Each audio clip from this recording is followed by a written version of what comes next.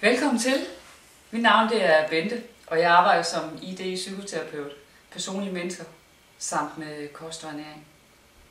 Og det her, det er min klinik. Min motivation for at lægge denne lille video ud på min hjemmeside er håbet om, at det kan give dig et bedre indtryk af, hvem jeg er og hvorledes jeg arbejder. Da kemi og tillid er altafgørende for et godt samarbejde. ID-psykoterapeutuddannelsen er sammensat af 7 forskellige psykologiske retninger. I praksis betyder det, at jeg har en meget velassorteret psykologisk værktøjskasse, der giver mig muligheden for at designe et forløb, der lige nøjagtigt er tilpasset dig.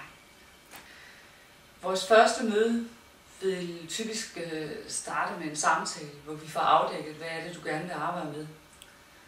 Under de efterfølgende sessioner kan vi arbejde videre på temaet for sidst, eller vi kan tage fat i, hvad du bringer med i dag. Drømmearbejde, tegne, kropsarbejde er nogle af de muligheder, vi har for at undersøge det, du kommer med. Ofte vil vi bruge hele rummet til at arbejde i, og ikke kun sidde på stolen. Vi rummer alle mange ressourcer og mange potentialer, som vi af forskellige årsager ikke lever ud. Det er lidt som en skattekiste, hvor vi kun kigger på de mønter, der skinner mest. Hvis vi derimod retter vores opmærksomhed ned på de mønter, der ligger nedenunder, så finder vi ressourceblokkene. Og ressourceblokkene ligger og dækker for det virkelige guld, der gemmer sig på bunden, nemlig dit potentiale.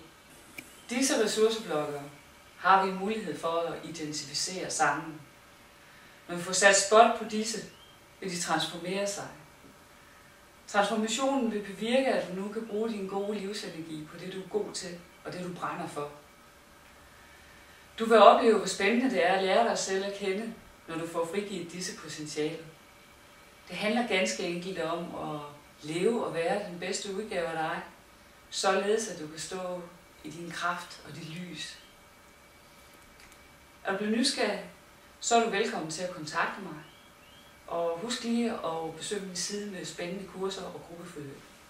Tak for dit besøg, og tak for din tid.